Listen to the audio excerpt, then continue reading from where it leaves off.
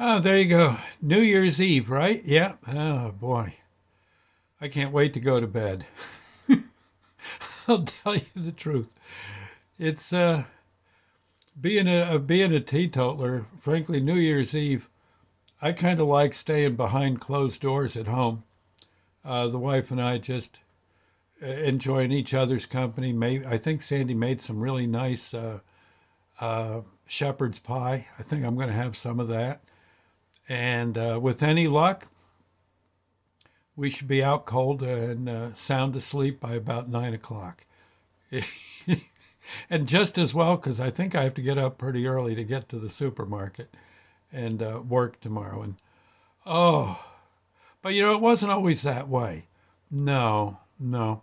Both Sandy and I enjoyed going out to for a party at back in the day, back in the day. But that now was long ago.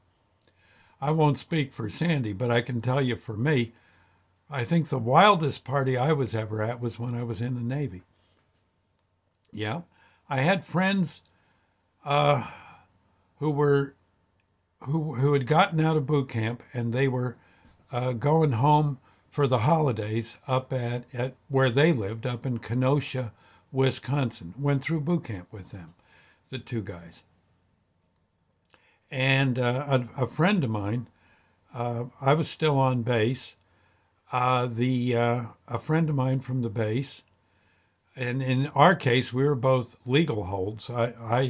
As you may know, I got into trouble for uh, not telling the Navy that I smoked pot.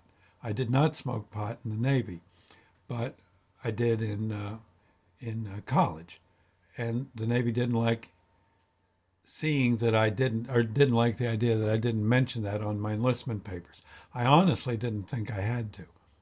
Turns out I was wrong, and they were running me through a legal gamut that would eventually wind up in my discharge. Luckily and honorable, but convenience of the government. But still, that night, that was still not an occurrence. That was not on the schedule. And we were in a bar in Kenosha, Wisconsin. I can't think of the name of it. And really just sitting there, perhaps a little underage, drinking beers, but in uniform. Well, we walked in with our sailor suits on. That's what we had. We didn't have suits. We had our uniform.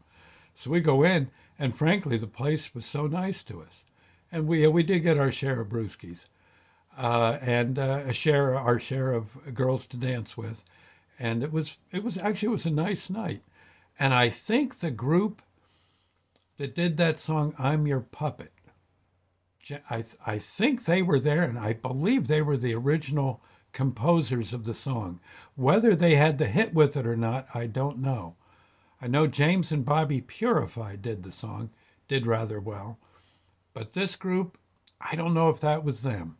Maybe, might have been, might have been. They were a great group, and the music was fantastic. And frankly, we didn't drown ourselves in brewskis. I mean, we could have, but after a while, you think, oh my God, you know, just so we just kind of cooled it on all that stuff. But eventually, oh, I seem to remember we were we were walking back to the town, and it was going to be a bit of a walk, about a 2 mile walk, and we've gotten to about mile one under our belts, and again, being sailors, we were used to walking.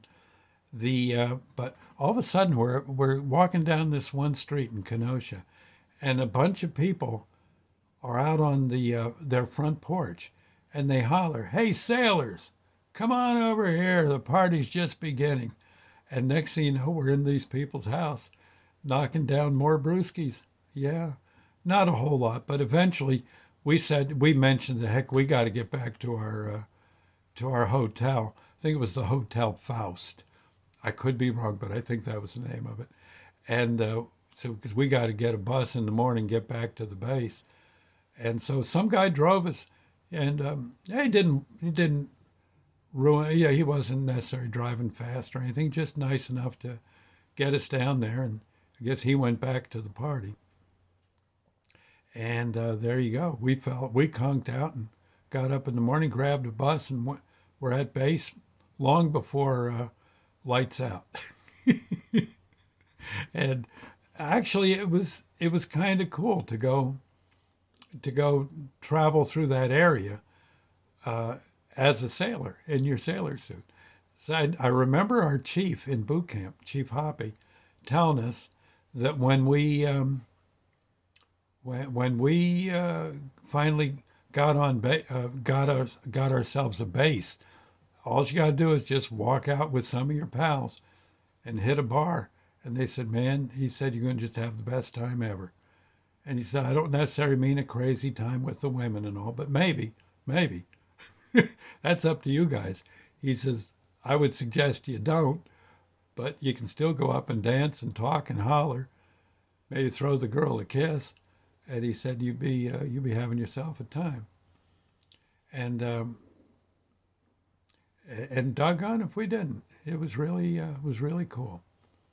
I remember the people being so nice to us, and just thankful, I guess, that we were there. And and yeah, I gotta say, just one great New Year's Eve. Probably probably the best New Year's Eve ever, as far as I'm concerned. I think so. And it was nice because, like, on the bus home, I think someone got us our lunch. Where the bus stopped so the driver could get a break. It was like that.